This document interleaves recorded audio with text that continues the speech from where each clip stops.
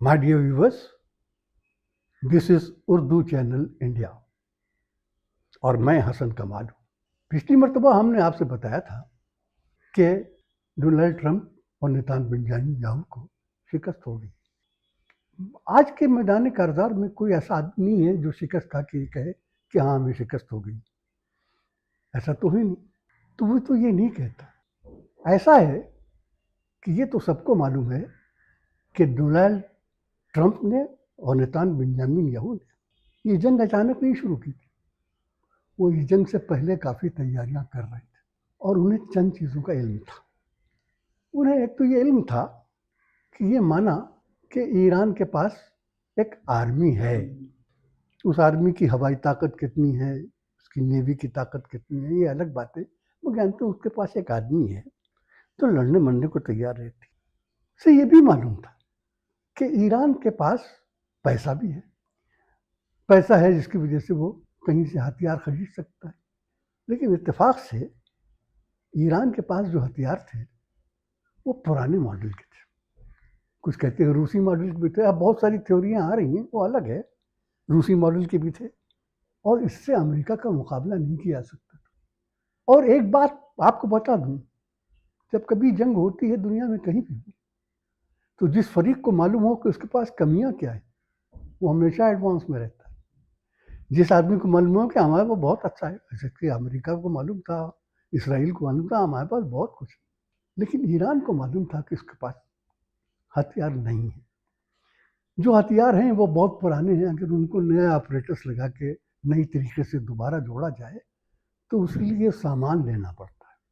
वो सामान या तो अमेरिका के पास या उन मालिक के पास है जिनको अमेरिका ने वो दे रखी हैं वो चीज़ें, जिनसे ख़रीदा जा सकता था।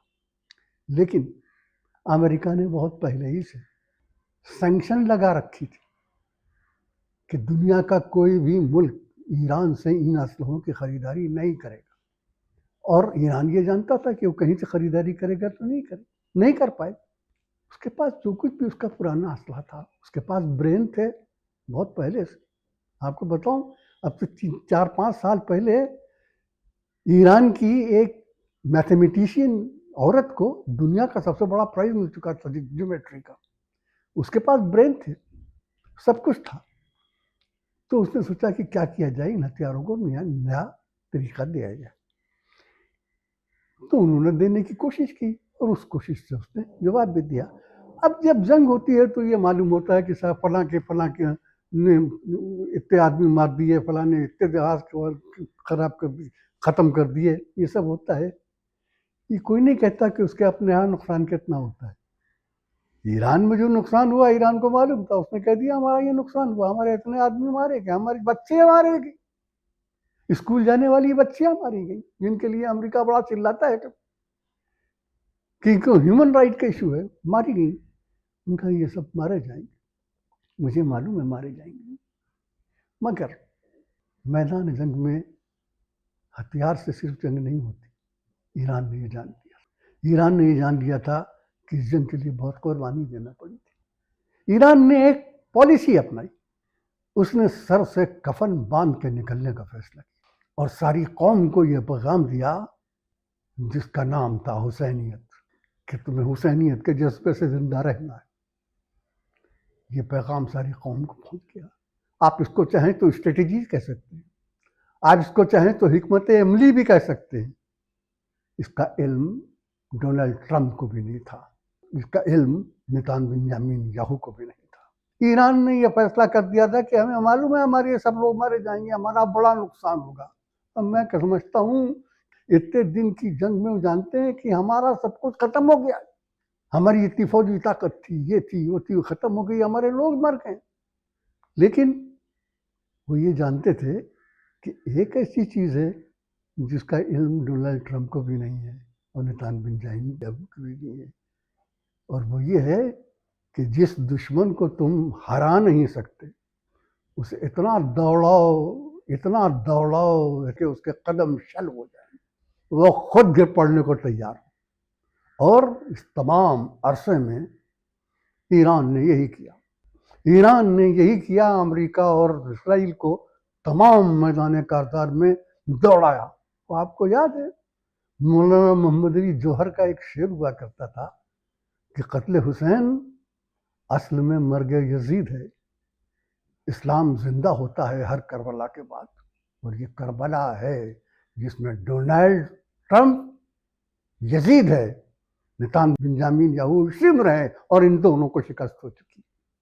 اب یہ سب باتیں ہم کیوں کہتے ہیں کہ میں نے کہا کہ دو طریقے کی جنگیں ہوتی ہیں، ایک تو ہتھیار سے، دوسری بیانیہ کی جنگ ہوتی ہے کہ آپ جنگ کے بارے میں کیا بیان دیتے ہیں۔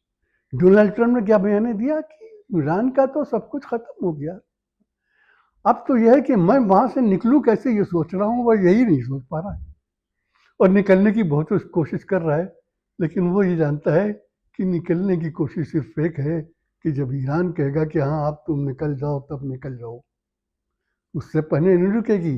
اور جب حوثی مجاہدین نے حملے شروع کیے اسرائیل پر تو وہ جانتے تھے کہ یہ حملہ کسی بھی وقت ہو سکتا تھا، اور وہ حملہ ہوا اسی طریقے سے ہوا جس طریقے سے ایران سمجھتا تھا۔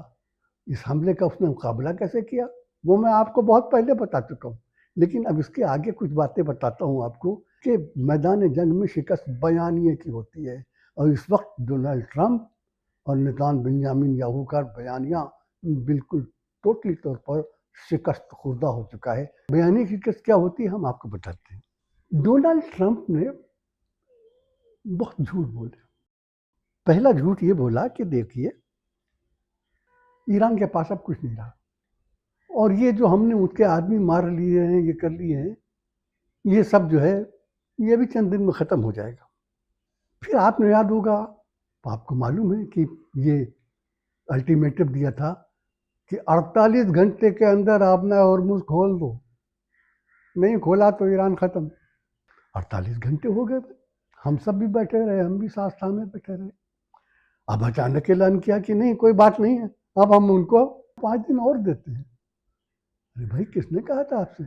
کیا ایران نے کوئی درخواست بھیجی تھی؟ ایسا تو نہیں ہوا تھا۔ اگر ایسا ہوا ہوتا تب تو ڈونلڈ ٹرمپ واشنگٹن میں اور نتان بنجامین یاہو تل ابیب میں ناچ رہے ہوتے۔ ناچنا کیا ہو تو اٹھنا بیٹھنا بھول گئے۔ ایران نے جو شرط رکھی ہے اس میں پہلی شرط یہ ہے کہ آپ اس علاقے پر دوبارہ حملہ نہیں کریں گے، یہ انٹرنیشنل ہم کو کمیونٹی چاہیے۔ اب ظاہر ہے کہ یہ تو بڑا مشکل ہے، آپ کریں کیا، ویلس کریں کیا؟ نکلنا چاہتا ہے، نکلنے کا راستہ نہیں ملتا، کہتا ہے جب تک آپ یہ نہیں کریں گے تب تک میں نہیں کہوں گا کہ بند کرتے رہیے حملے۔ آپ ہم نے بھی مرنے کا ارادہ کر لیا، ہم مرتے رہے، اب وہ کیا کرے، کوئی راستہ ہی نہیں رہ گیا۔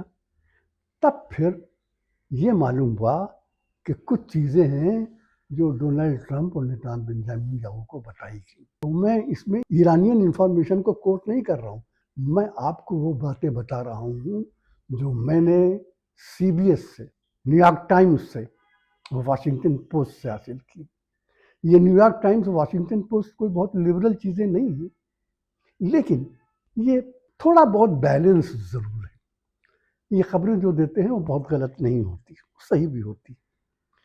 انہوں نے ہم کو ایک خبر دی کہ ڈونلڈ ٹرمپ نے اپنے امریکہ کے تمام جو خفیہ محکمات ہیں ان کو بلایا، اسے بتاؤ حالت کیا ہے۔ تو انہوں نے کہا کہ یہ جنگ اگر چند ہفتے اور چلی تو ہم کسی قابل نہیں رہ جائیں گے۔